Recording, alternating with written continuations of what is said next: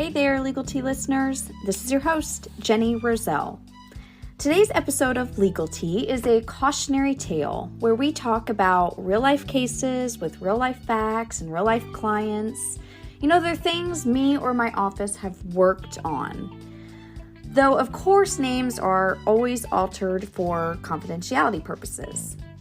For today's episode, we're going to be talking about kind of a weird, maybe a unique situation, but I can totally see how it happened. So I'm sharing it, hoping it may help someone out there. Maybe it will prevent something like this happening to you. So let's dive in. As you know, if you have been following along here on Legal Tea, we talk a lot about properties. And when I say properties, I am talking about, at least for this episode, about what we in the legal world call real property. Real property are things like houses or land. A lot of mistakes happen with real property, you see, for like 1,000 different reasons. But one of the primary reasons that mistakes happen is because of property ownership. The laws around property ownership are so intricate and so peculiar. They do not operate like bank accounts or retirement accounts. They operate very differently.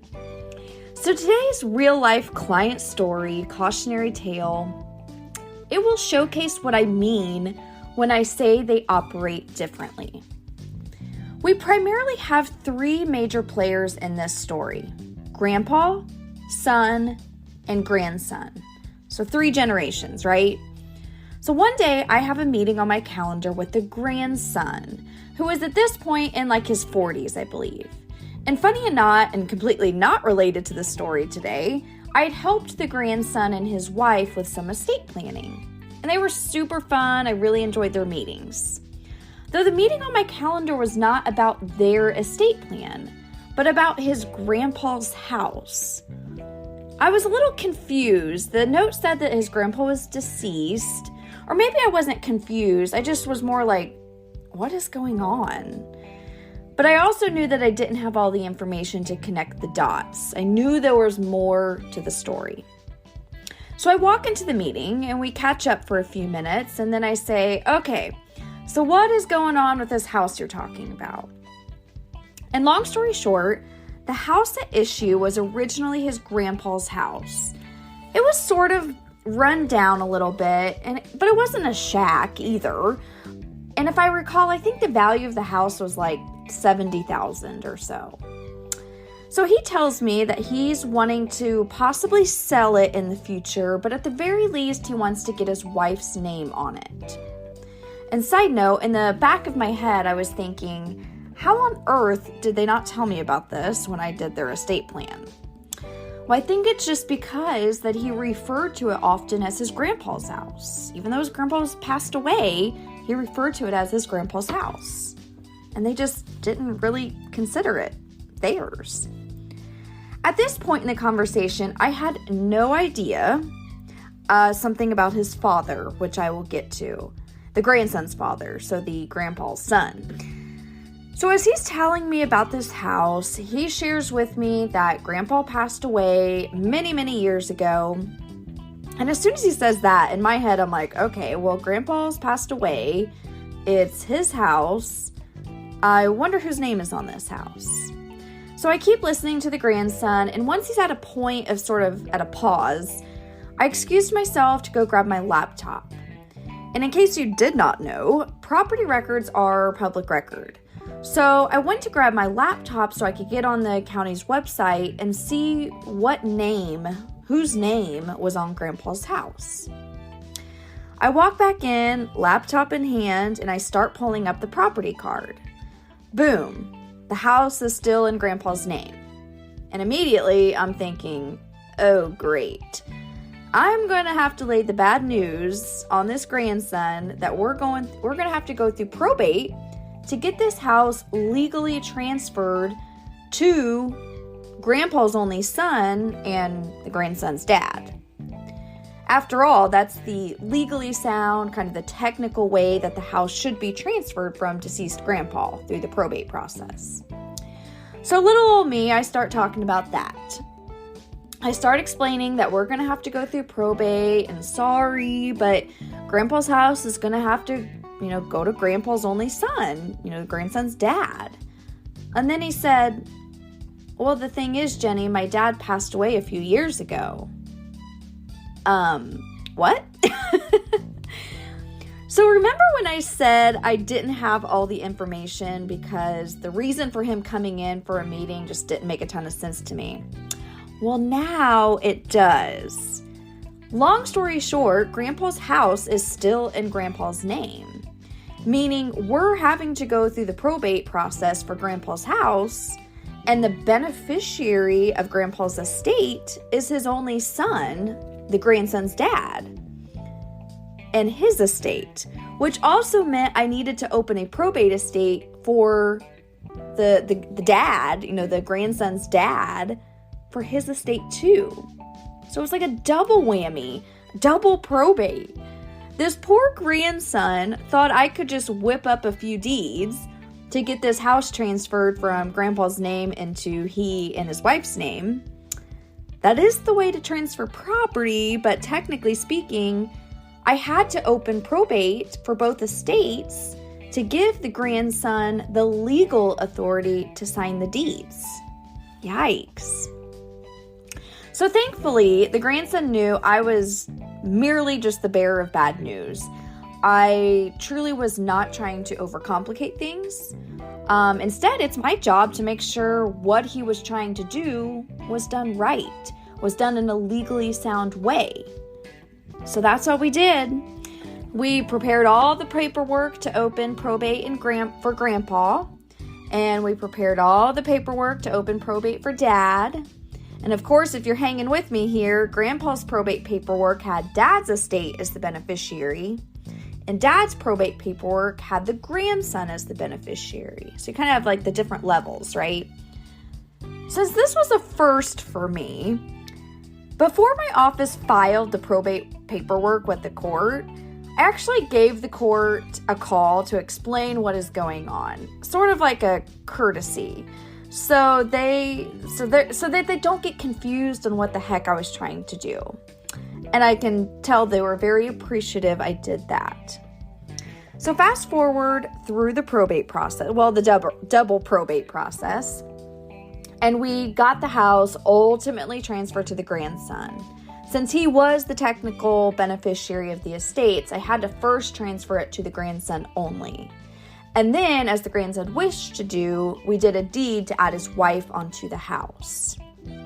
So after a couple years, the grandson and his wife did end up selling the house. And I remember the title company attorney when they were selling the house called my office, and he was like, "So, Jenny, I think I understand what happened, but can you kind of confirm what I think?"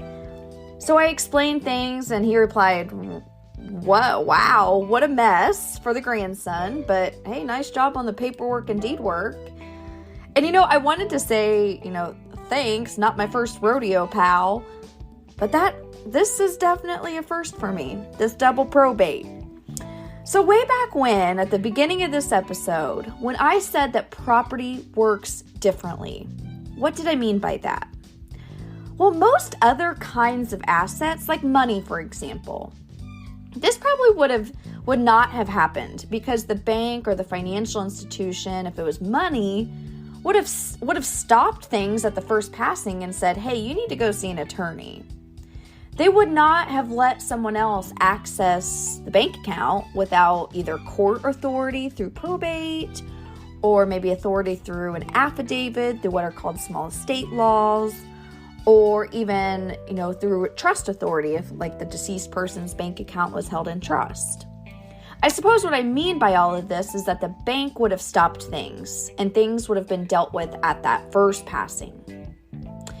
With property, though, so long as you keep paying the bills like the mortgage and utilities and property taxes and insurance, they don't care who the check is coming from. They just care about getting paid. And because of that, in this case, when Grandpa died, the son just kept paying everything and the house remained in Grandpa's name.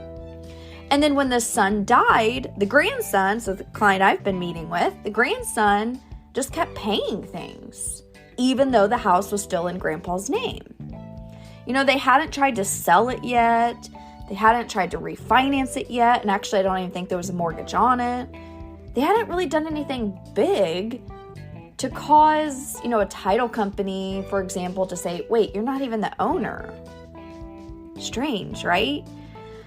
Well, to me, maybe I should not say strange, because it's kind of a classic case, a classic example of one of my most favorite sayings in the entire world. That saying is, you don't know what you don't know. When Grandpa died, the son had no idea that he should have dealt with the house. And by dealt, I mean at the very least go through probate and get it transferred to him. And then again, the grandson had no idea that at his dad's passing, which occurred a few years prior to all this scuttlebutt, he should have again cleaned things up. Though they didn't know what they didn't know. They kept paying the bills and never really had a reason to question things. I know they should have done it, but that is sort of what I do for a living. So while I know they should have done it, not everyone knows that. So what can we learn from this cautionary tale? First, as we've discussed many, many times on here, property is weird. Again, when I say property for at least this episode, I mean houses and land, etc. Houses and land are often a person's biggest asset, or at least one of the bigger assets, right? And after all, when you equate a house or land to a pile of cash, it's a pretty hefty pile of cash, right? So anytime you're dealing with property, how about you maybe run it by a lawyer? Maybe a real estate lawyer, or the title company lawyer, or an estate lawyer. Definitely an estate lawyer if it has something, to do with, if it involves your estate in any way, shape, or form. That way, you can have the peace of mind knowing you're probably not missing anything.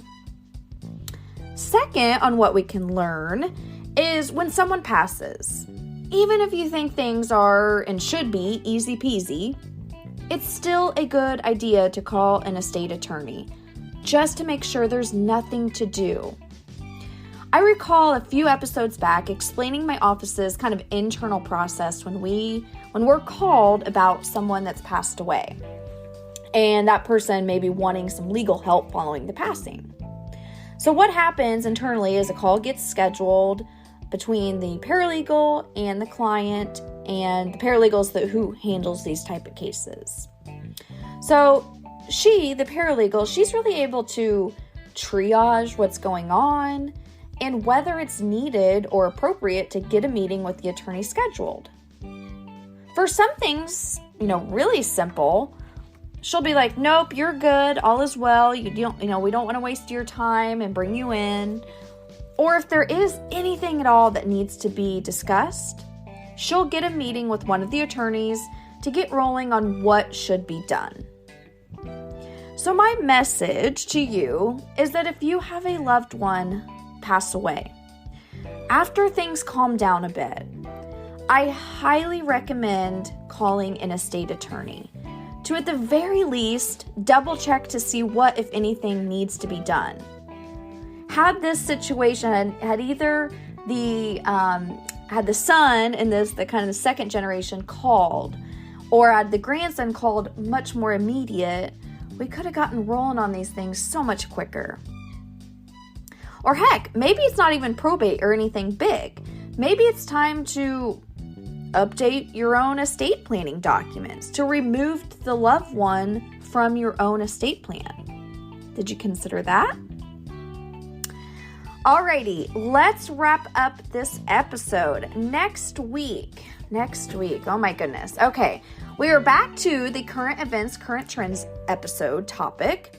And normally we talk about something I've seen or run across like on the news or, social media that I think would be interesting to chat about on here.